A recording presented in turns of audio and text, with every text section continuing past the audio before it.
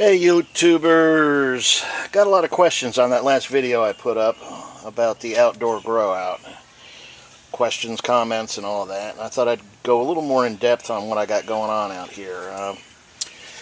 One of the things is this container right here is just one of those little plastic jobs you get at Walmart or Kmart or whatever like that for a couple of bucks. It had a lid, and I used the lid for pulling plants out of the tank. It makes a great little tray for that. But at any rate, the substrate down in here is just topsoil and some oil dry, which is basically a clay, which helps to hold a lot of the nutrients and stuff. So that's what the substrate down in there is. They actually have dirt to grow in, and that's probably one of the reasons they're doing so well. This one over here, this big container, I haven't had a chance to really do much with it. I just kind of pulled it out of the garage, rinsed it out real good, and threw some water in it, and that's why I just got the water sprite floating on it.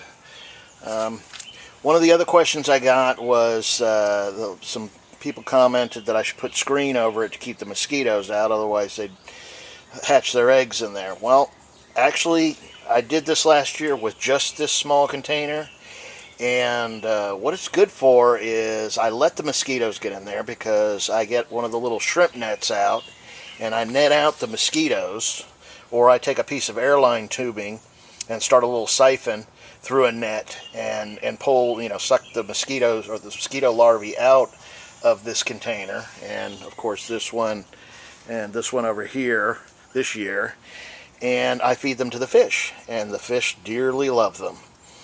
They go after them. It's a feeding frenzy when the larvae get put into the tanks.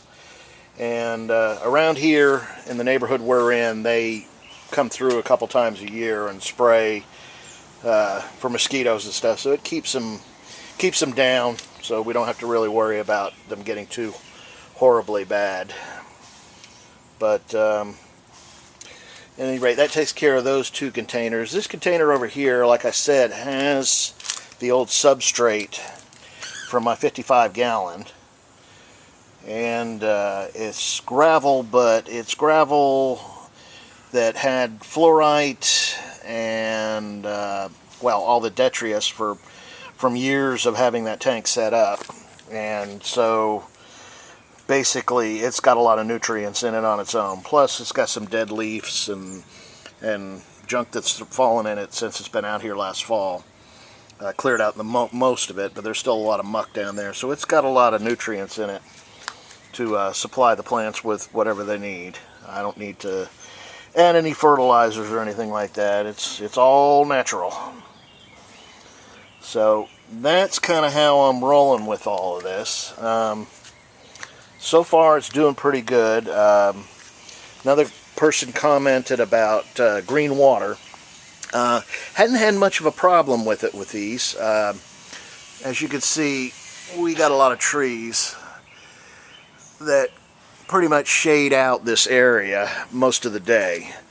It gets a little bit of direct sunlight in the morning and a little in the afternoon, and pretty much the rest of the time it's kind of in a semi-shaded area. So I haven't had that much of a problem with green water. This container in particular, since it's kind of a translucent color, does get a lot of algae on the sides of it, but the water itself stays usually pretty clear. I do from time to time, if we don't get a lot of rain, I'll add a little water to it. Otherwise, I'll let the natural rain come down, and hey, if it overflows, it overflows. It just goes under the ground. No big deal. So it gets a lot of natural rainwater. So that keeps things rolling real well. But I mean, it's really a brainless kind of thing. I mean, just pull any container you got out, throw a little topsoil in it, and a little gravel or whatever like that, and just plant the stuff up. And anytime you got trimmings or whatever, take them out and throw them in there and stuff, and grow them out. And after a while, you'll have quite an assortment of extra plants that you can either sell, trade, use in your tanks. And I guess that about covers everything. I hope I addressed everybody's questions. Anyways, it is a beautiful Friday afternoon here in South Carolina. We just got a rainstorm come through here a little while ago, and kind of wet down things. And my bird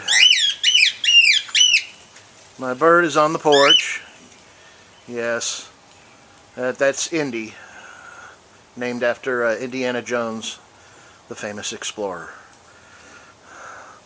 So anyways, everybody have a great weekend, and we'll catch back up with you soon, and thanks for watching.